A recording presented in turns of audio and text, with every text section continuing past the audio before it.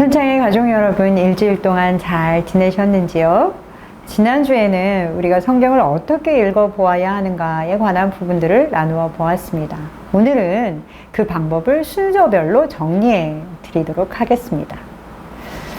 성경을 해석할 때 반드시 이렇게만 하셔야 합니다 라고 고집할 수는 없지만 기본적으로는 4단계를 거치게 됩니다. 첫 번째는 문법적 단계로서 문장의 장르를 구분하고 또 문맥을 파악하는 단계입니다. 두 번째 단계는 역사적 해석의 단계로서 본문의 역사적인 그리고 문화적인 배경을 살피는 단계이죠. 역사적 문화적 배경을 살펴보아야 하는 이유에 관해서는 지난 시간에 우리가 같이 나누어 보았습니다. 세 번째 단계는 신학적 해석 단계입니다. 본문에서 하나님은 어떠하신 분이신지 그리고 하나님의 일하심과 뜻과 계획에 대해서 해석해내는 단계이죠. 이 단계는 이 본문이 하나님의 속성과 본성에 대해서 우리에게 무엇을 가르쳐주고 있는지, 그리고 하나님의 일하심과 뜻에 대해서 던지는 메시지는 무엇인지, 그런 것들에 관해서 답을 구하는 단계입니다.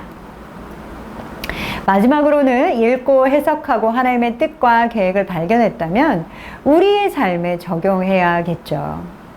하나님의 뜻과 계획에 대해서 우리가 어떻게 반응할 것인지를 생각해보고 그것을 통해서 얻은 그 영적 통찰들을 나의 현실의 삶에서는 어떻게 적용할지를 고민하고 묻는 단계입니다. 그것을 적용점이라고도 말할 수 있죠. 이 적용점은 개인적으로도 찾을 수 있고 또한 공동체 안에서도 발견해낼 수 있습니다.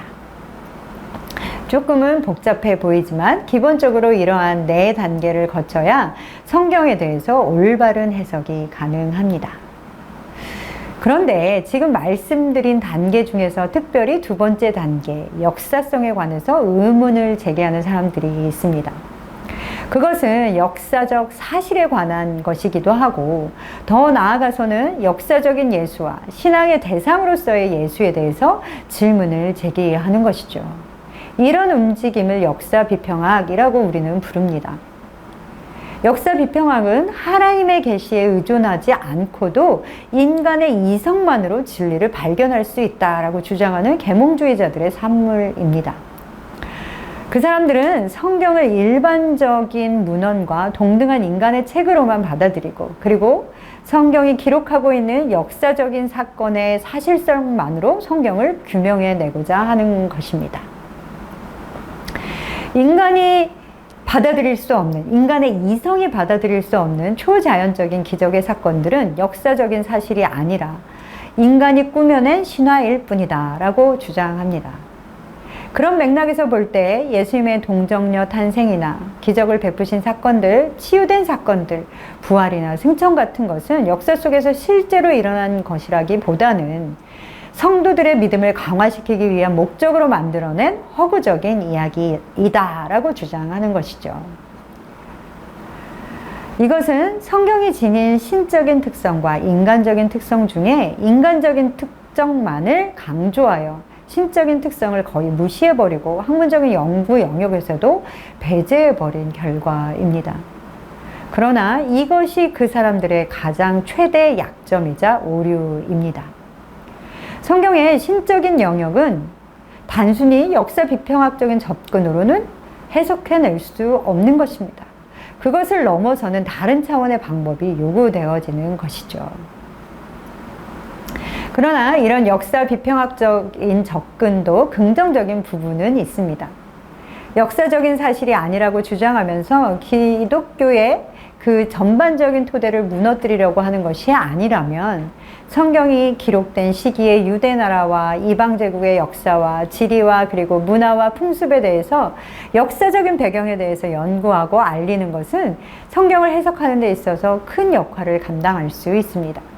이것을 잘 활용하면 성경 본문의 의미를 열어주게 되고 긍정적인 역할을 할 수 있게 되는 것이죠. 그렇게 우리는 성경의 초자연적이고 신적인 특성을 받아들이는 범위 내에서 성경의 역사적, 지리적, 문화적 배경을 연구하기 위해 역사 비평을 책임 있게 활용해야 합니다. 그럼에도 불구하고 가장 중요한 것은 성경의 역사적 배경을 연구하고 알아보는 것이 성경 해석의 전부가 아니다라는 사실입니다. 이거는 성경의 올바른 해석을 위한 준비 단계에 불과합니다. 그러나 성경을 부인하거나 성경의 신적인 특성을 배제해 버리려고 하는 사람들은 역사적인 사실을 증명해내지 못한다라는 이유로 성경의 권위를 떨어뜨리려고 시도하죠.